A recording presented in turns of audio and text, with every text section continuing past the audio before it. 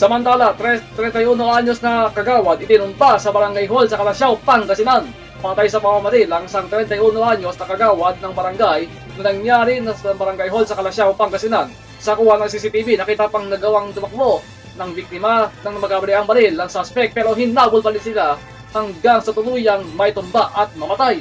Sa ulat ng high school Lagupan, nito lamang Huwebes, Mayo 28, 2026, sinabing nangyari ang krimen itong Miyerkules ng gabi sa barangay hall ng barangay Poblaciones. Kinilala naman ang pulisya ang biktima na si Jodel Jolazo, ang incumbent na kagawad ng naturang barangay. Patay sa kuha ng CCTV, nakita ang pagtigil ng isang motorsiklo hindi kalayuan sa barangay hall na kung alas 11:35 ng gabi. Isang sakay nito ang naglakad patungo sa barangay hall kung saan nakahiga naman ang biktima. Ayon sa pulisya, pumalya ang baril lang sa narin ng unang putukan ang biktima kaya nagawa pa ni Diolaso na makatakbo. Pero hinabol pa rin siya ng sandarin at muling pinagbabaril hanggang sa tumaan na at uliyang mamatay.